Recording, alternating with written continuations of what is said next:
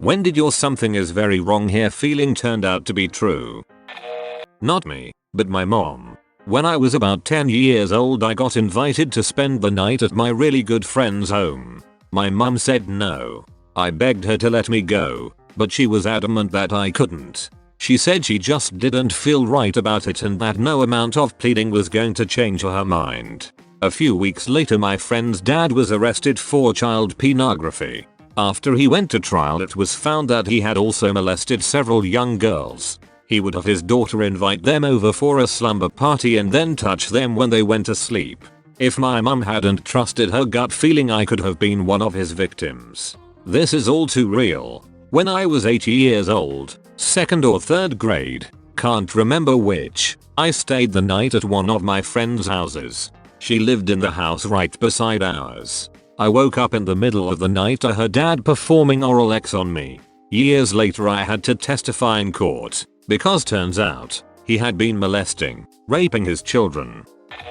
When I was a little kid, I stepped outside to walk home from my neighbor's 2 doors over. I smelled what I knew was a bear, which are common where I live. If you've ever smelled a black bear, it's not that different from a skunk. Which is what my friend's mum told me it probably was when I asked her to drive me home even though my house was literally right around the corner.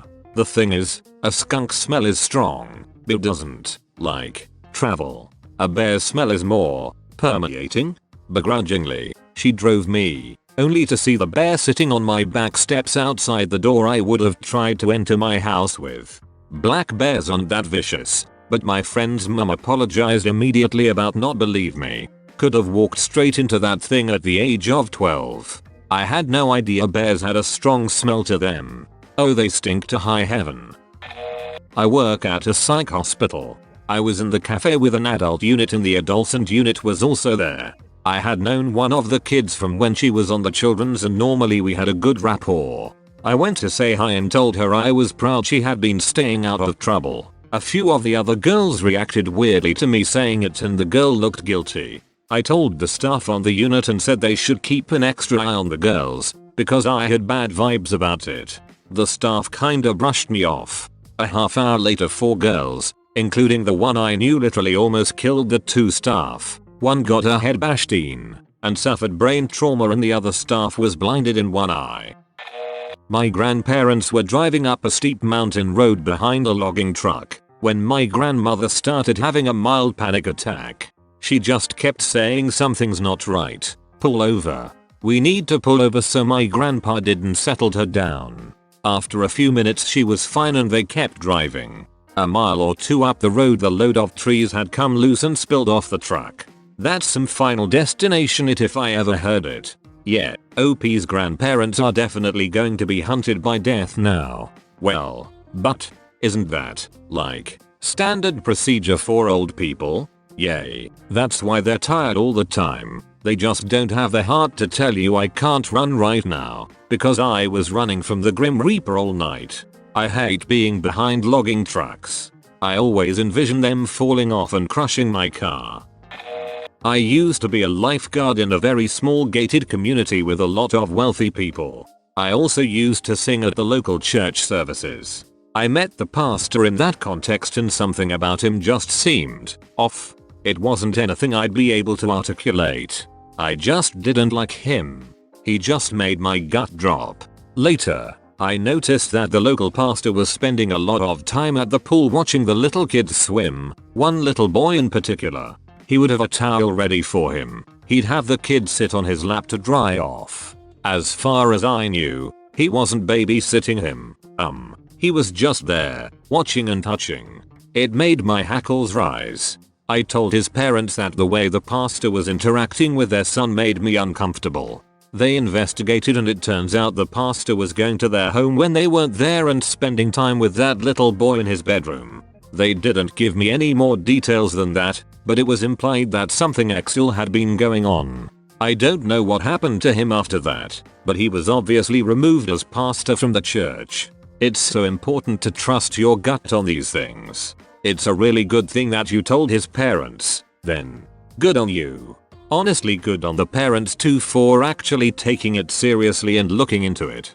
So many people are willing to turn a blind eye for a perceived authority figure. Just found out one of my high school football coaches was caught diddling a student a few weeks ago. Fricked up.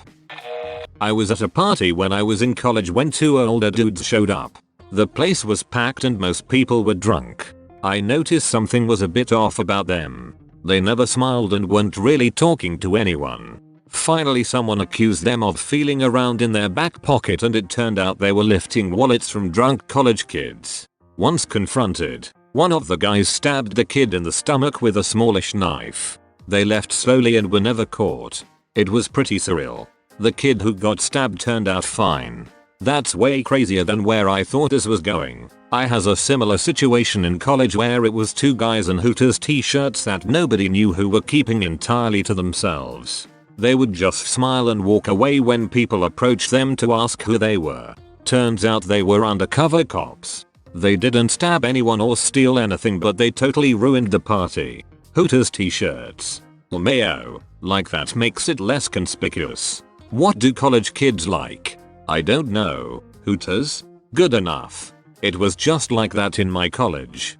Without fail, whenever undercover cops entered a bar, they were always wearing Hawaiian shirts. I always imagined it was an idea from an older officer, and it worked once in 1986 and he's been convinced it's the way to go and all the younger officers kinda roll their eyes and go with it.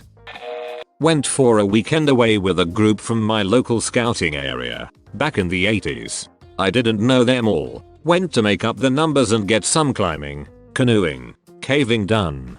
We stayed in a rented house in the Peak District, UK. One evening, a few guys went out to try bouldering, climbing boulders 10-15 meters high. I got there, took one look and said no, we have no climbing gear. That's high enough to die falling from.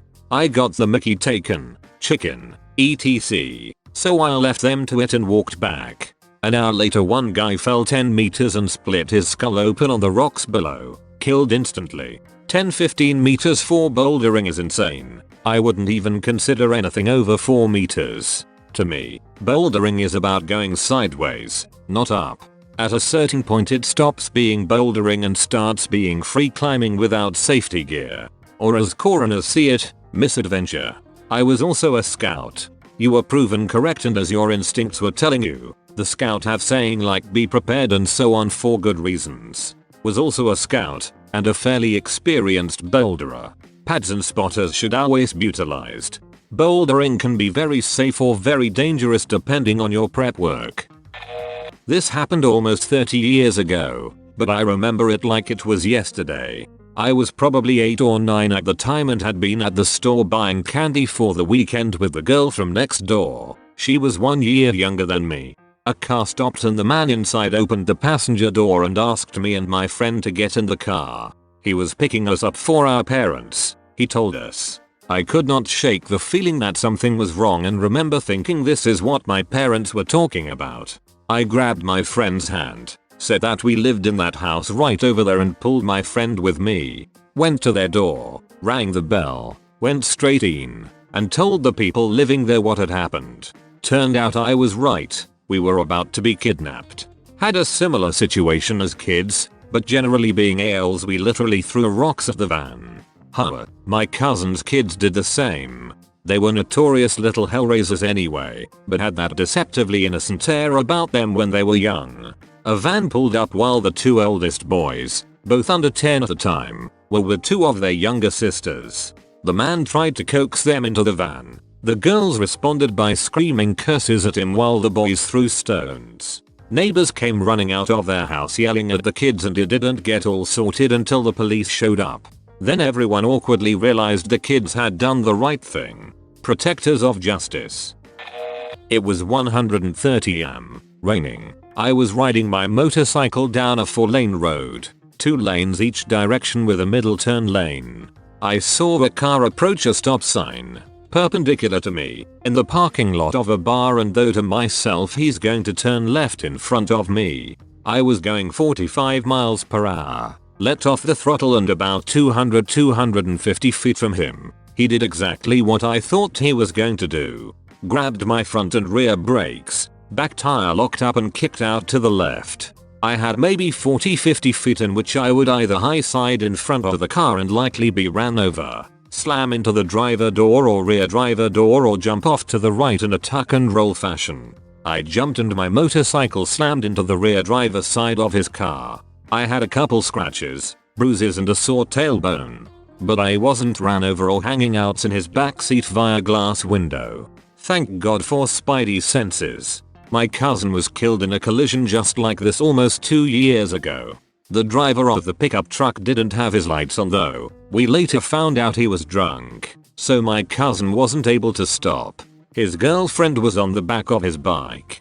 My cousin went through the driver's door window, his girlfriend over the hood.